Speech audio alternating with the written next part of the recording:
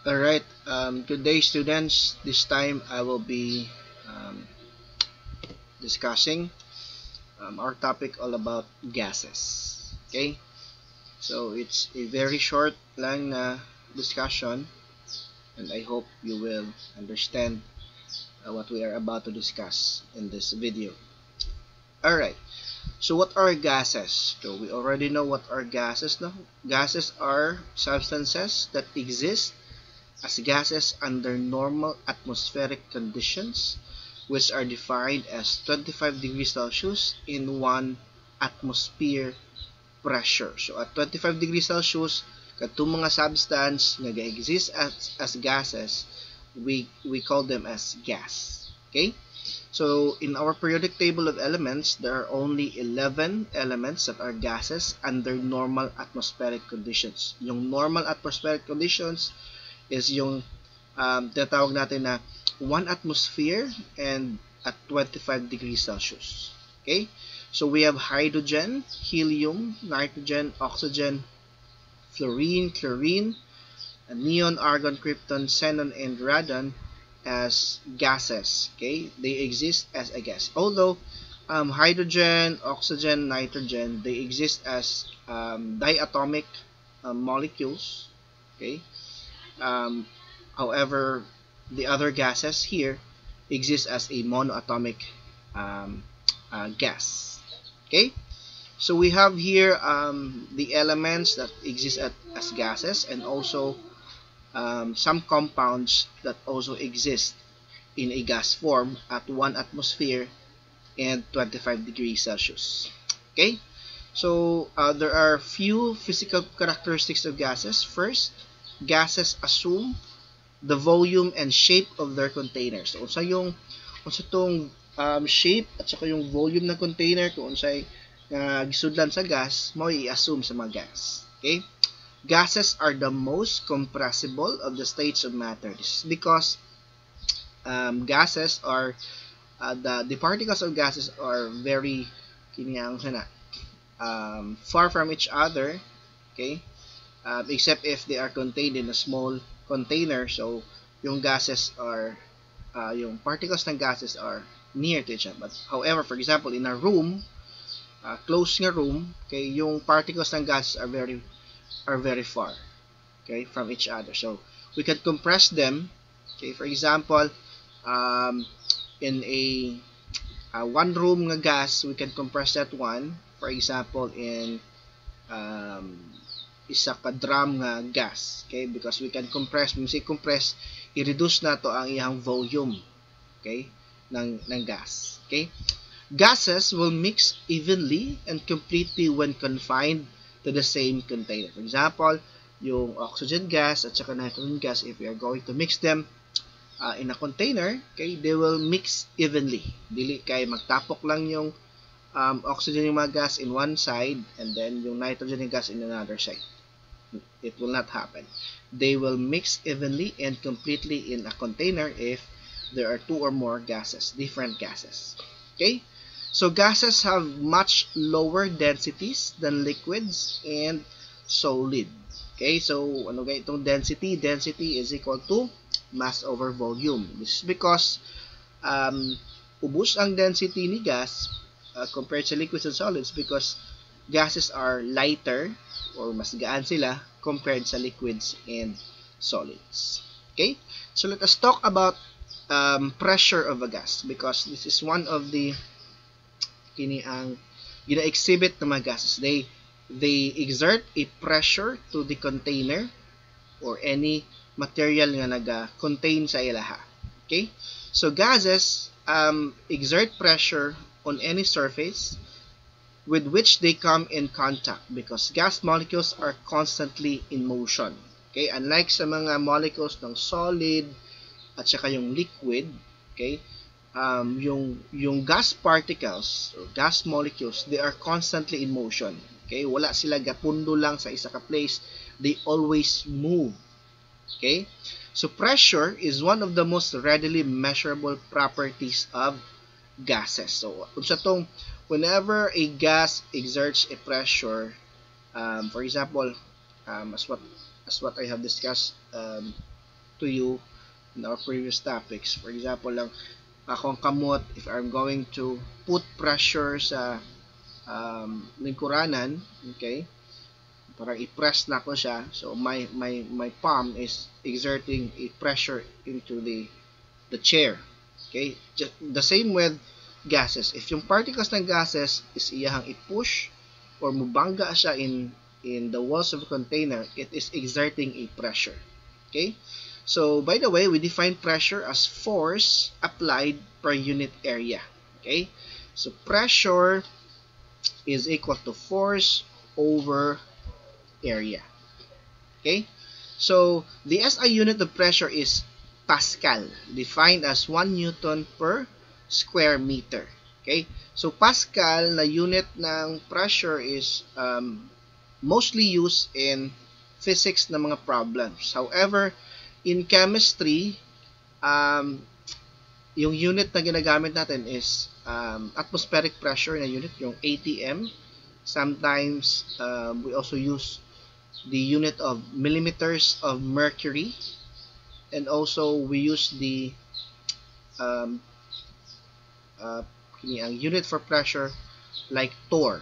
Okay, ato ang hisgutan unya ng mga units of pressure. Okay, so atmospheric pressure is the pressure exerted by Earth's atmosphere. Okay, we call atmospheric pressure, di ba, ang atmosphere natin sa Earth is composed of gases. So yung gases in the atmosphere of the Earth, okay, yung pressure ngayon na gina-exert niya on the materials nga nasa Earth, we call that one as the atmospheric pressure. Okay, so yung measure ng atmospheric pressure is what we call the barometer. Okay, this is an instrument for measuring atmospheric pressure. So yung barometer is mayroong mercury, okay, in which yung mercury mo taas and then muubos ang level. Here, this one here, it's an empty space. Okay, so depende kung unsa kakusog ang atmospheric pressure, but yung standard na atmospheric pressure is 1 atm. So kung mutaas pa na, the level of the mercury will also move.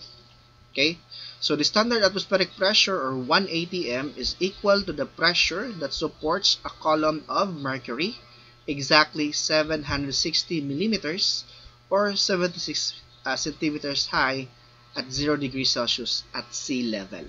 Okay, so the standard atmosphere equals a pressure of 760 millimeters of mercury, where millimeters of mercury represents here the pressure exerted by a column of mercury 1 millimeter high. Okay, so yung millimeters of mercury na unit is also called torr, after the Italian scientist Evangelista Torricelli, who invented the barometer. So si Evangelista Torricelli ang nag-invent ng barometer, in which he used a mercury in its barometer. Yung unit ng pressure, by the way, millimeters of mercury is a unit of pressure, another unit of pressure. Okay, and it is sometimes called torr. Okay, so for example, 1 millimeters of mercury is equal to 1 torr. Okay, so it's the same na siya. It's another name for millimeters of mercury is 1 torr nga unit. Okay, so kagaina, another unit ng pressure is yung ATM, your atmospheric pressure. So in 1 atmospheric pressure, 1 ATM, okay, it is equal to 760, okay, millimeters of mercury, or 1 ATM is equal to 760 torr. Okay, and if we're going to convert 1 ATM into the standard unit ng pressure, which is Pascal, 1 ATM is equal to 101,325. Okay, 300. Okay, where is that one? 325 Pascal. Okay, 325 Pascal, or simply PA. Okay, that's the standard unit for pressure. But again, Pascal is usually used in problems in physics. Okay, and then we have here also a term what we call kilopascal. Kilopascal. Okay, when we say kilo, 1,000 of a pascal. Okay, so kilopascal is 1,000 ka pascal. Okay, so 1 atm, by the way, okay, is also equal to um, uh, 1.0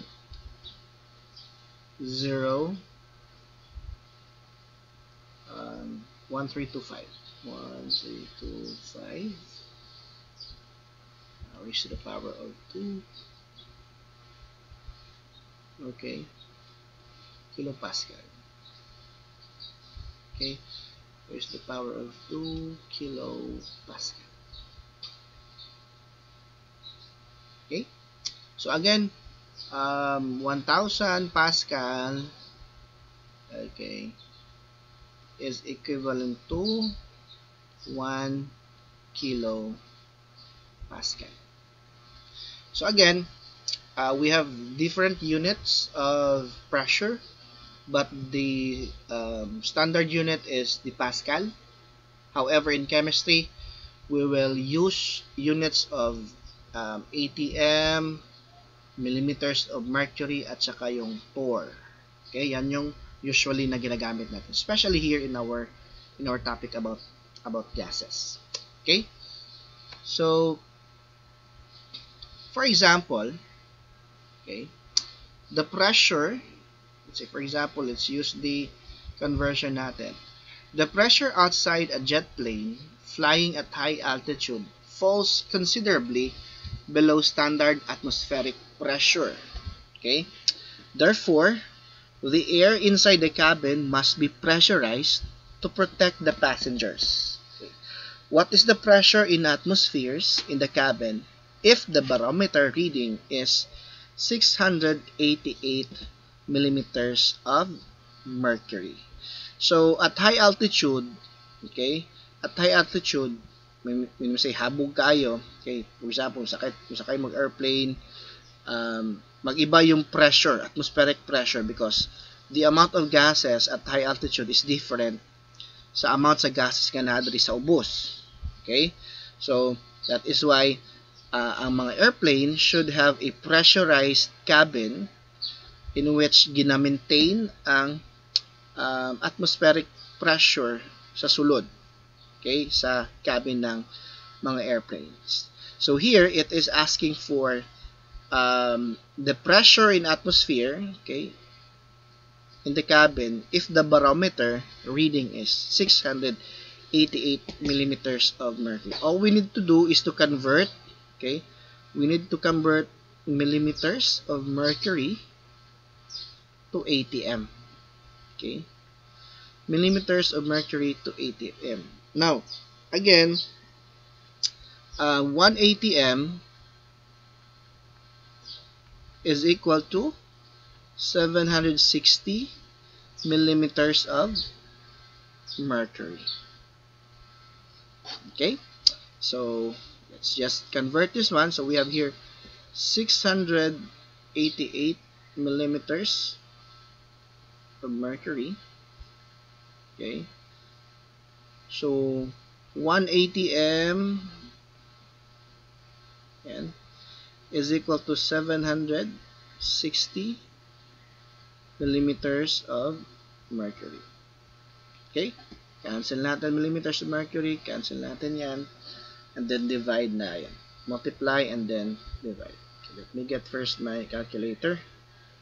So if you have your calculator with you, pakisabay na lang o compute when you are watching this video. So 688 divide 760, and that will be 0.9 0.05. Okay, we will round off the final answer into 3 significant figure because yung given natin, yung pinakaabos na significant figure is we have 3. So we have here 0.905, okay, ATM. So that is equivalent to 0.905 ATM ang 688 millimeters of mercury.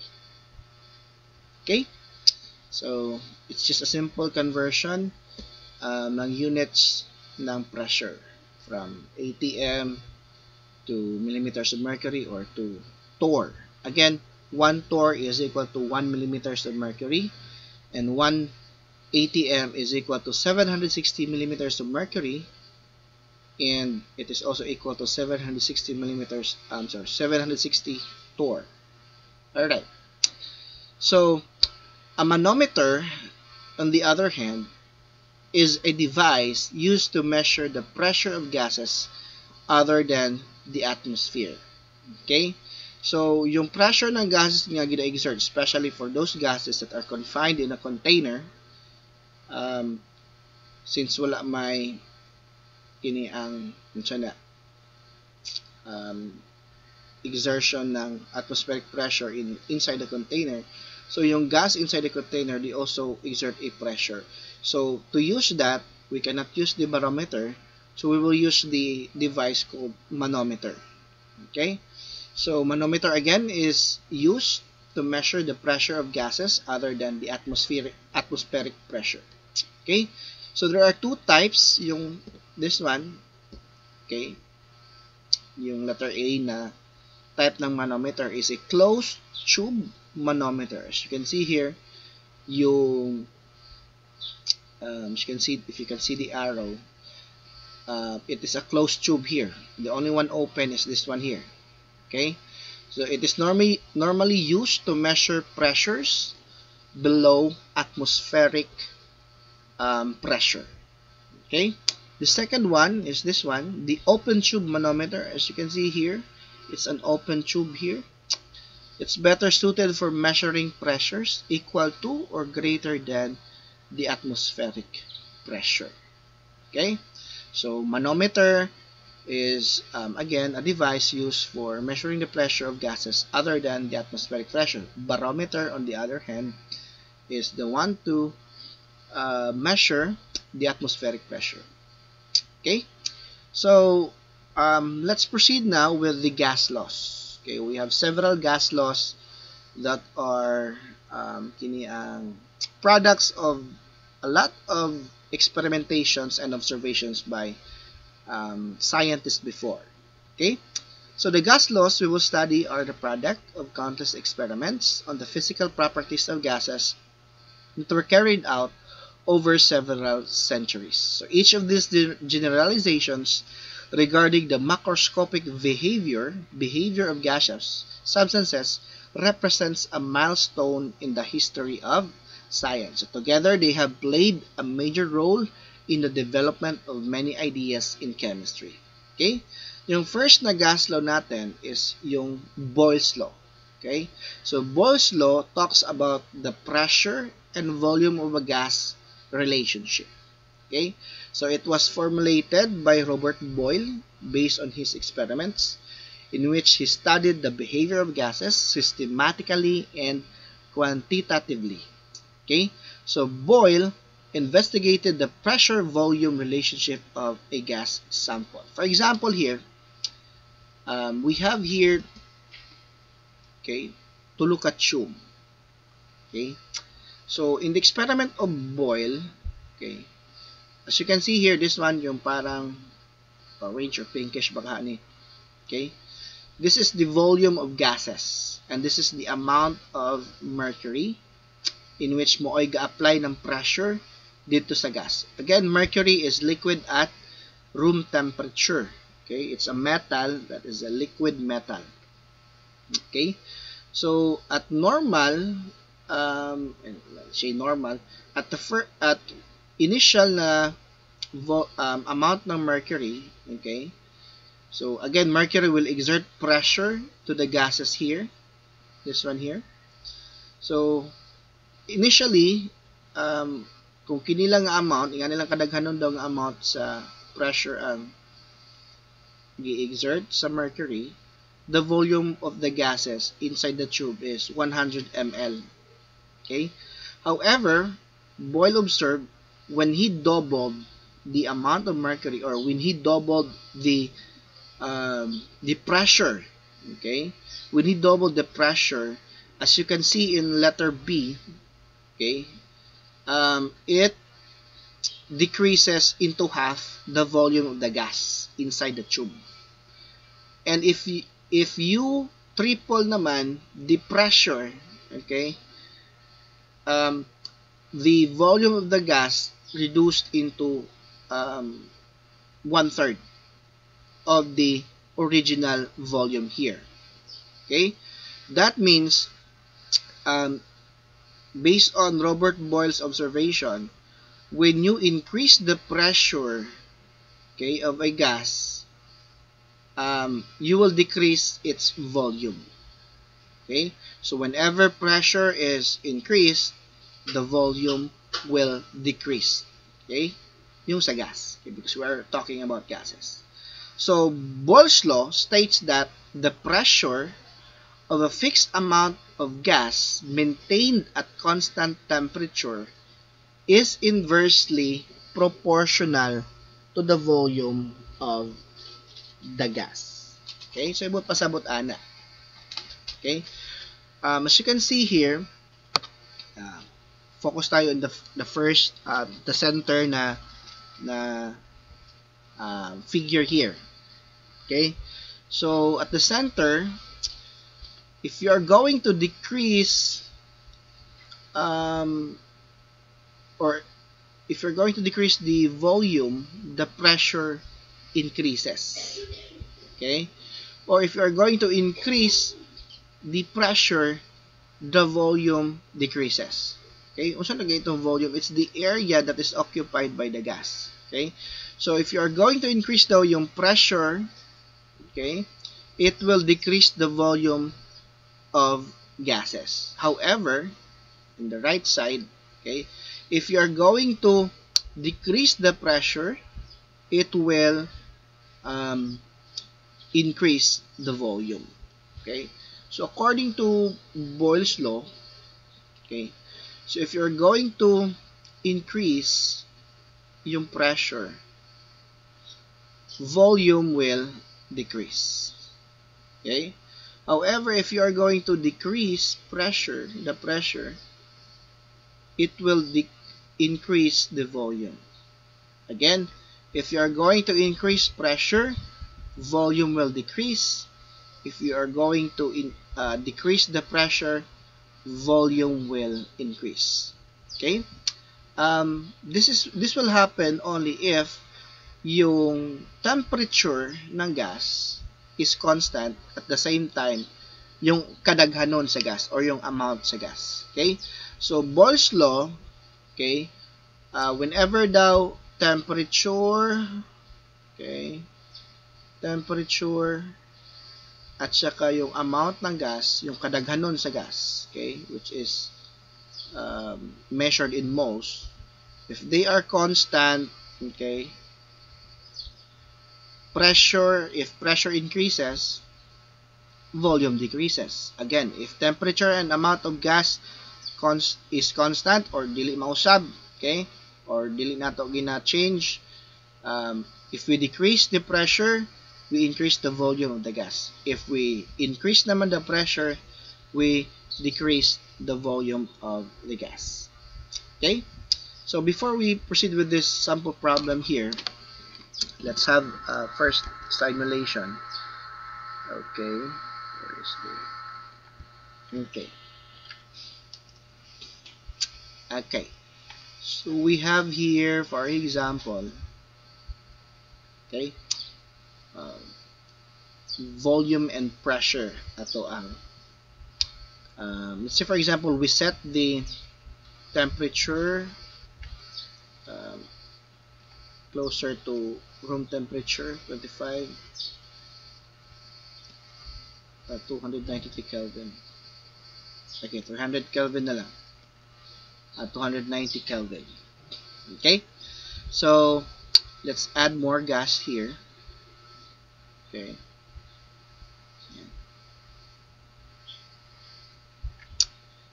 Let's say the volume, okay.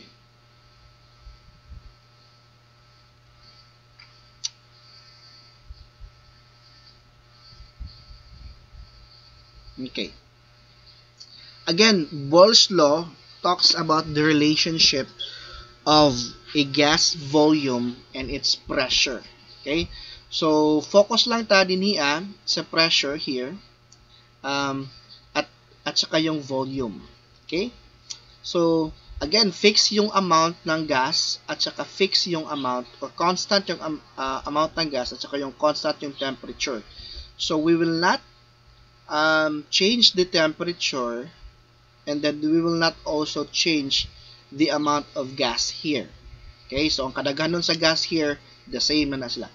What we will only change is the volume of the the gas. Okay, so the volume here initially is 510 liters. Okay, so according to Boyle's law, whenever we increase the volume of a gas, the pressure will decrease because gas volume is inversely proportional to gas pressure. Okay, all right. So, at 510 liters, yung pressure ng gas here is 7 atmospheric pressure or 7 atm. Okay?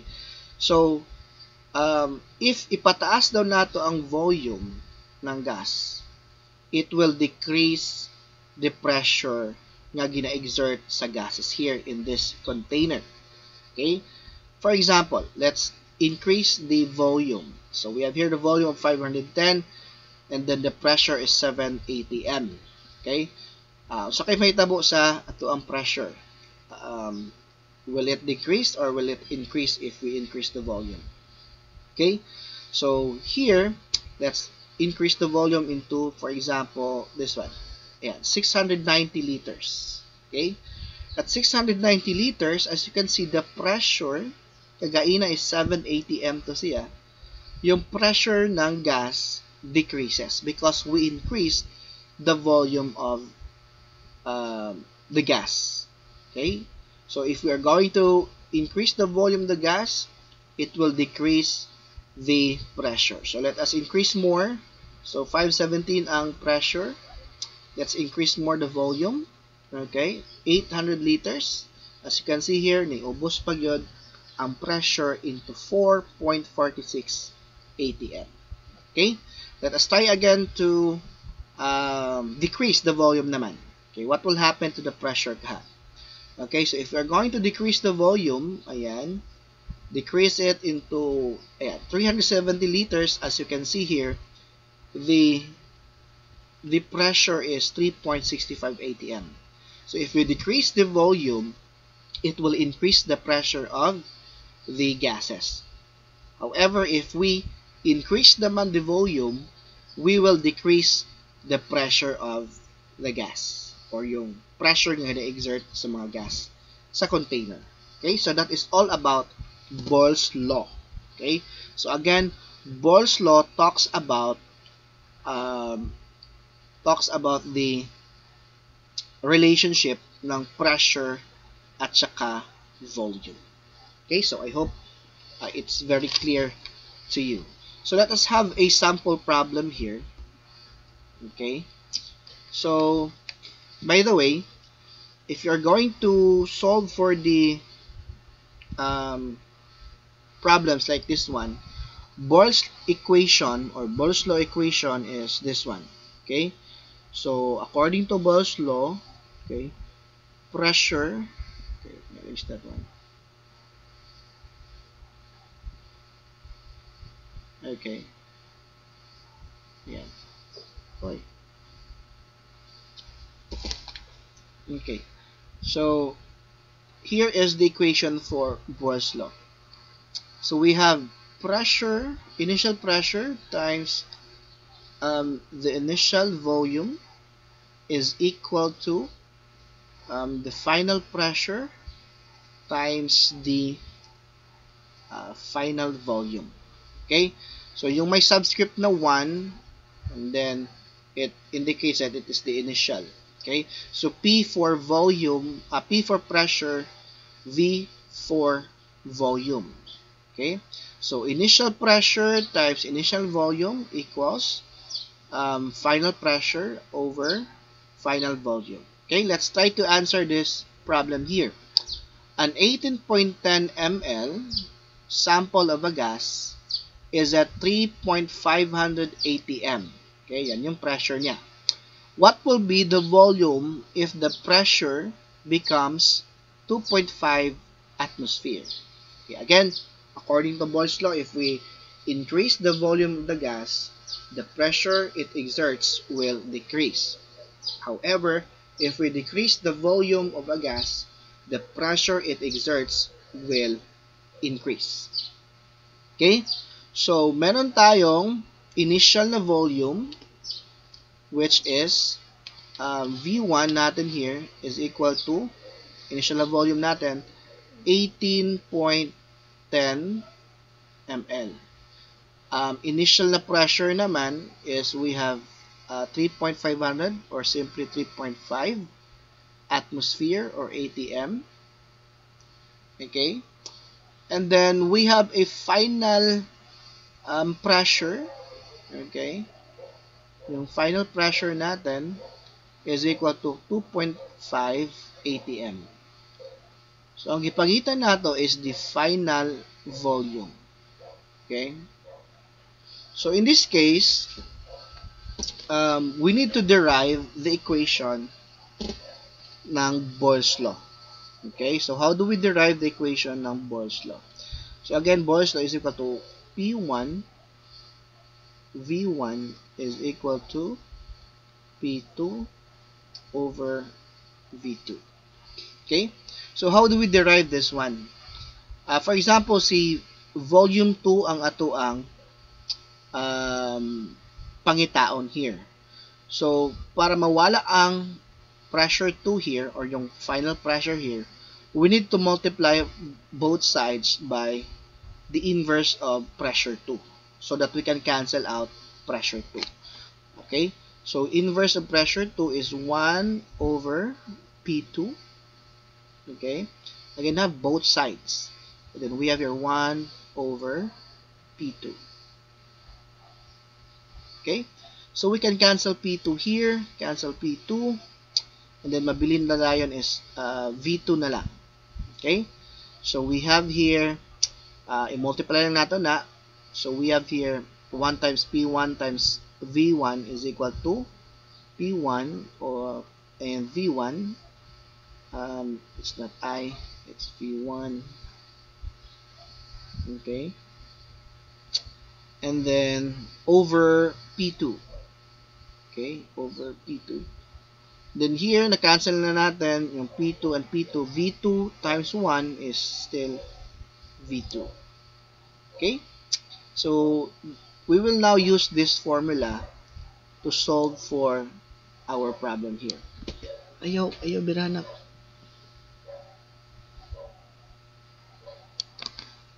Behave lang, no? Okay. Let me shrink this one first para minimize na to or maximize natin yung space. Okay? So, let's now use this formula. Okay? So, we have here V2 is equal to P1 times V1 over P2. So, we already have those kini ang values ng P1, V1, and V2. All we need to do is to compute na dayan. Okay? So, we have here V2 is equal to pressure 1 is 3.5 ATM. Okay? Times volume 1, which is 18.10 ml. Okay, 18.10 ml. Okay, divided by pressure 2 is 2.5 atm. Okay, so cancel natin atm and atm, and then let's do the calculation na dayon.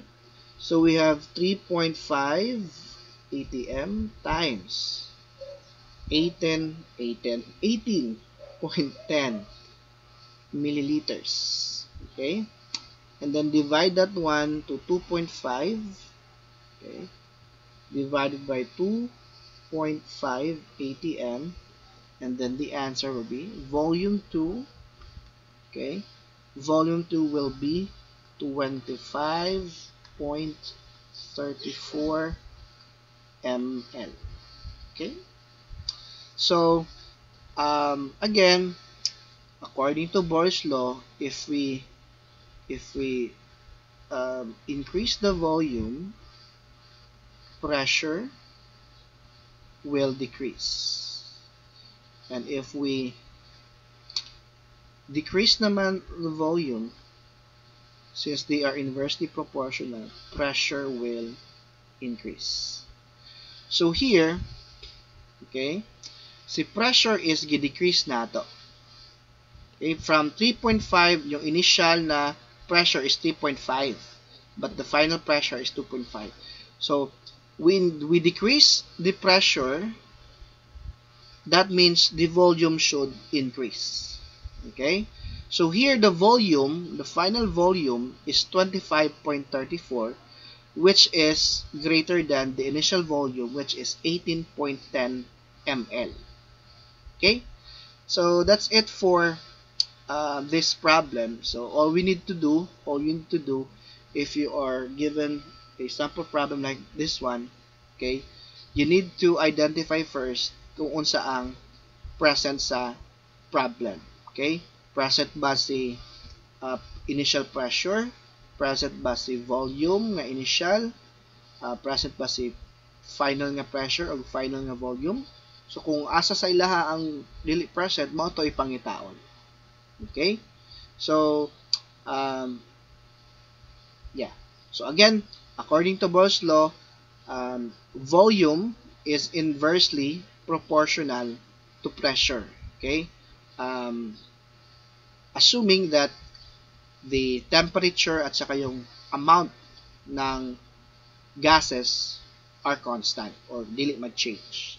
Okay, so again, if we increase the volume ng gas, okay, it will decrease the pressure na iyang i-exert. If we decrease naman yung volume, it will increase the pressure it will exert. Okay, so that's it for Boyle's law. Okay, so again, this is a pressure volume relationship.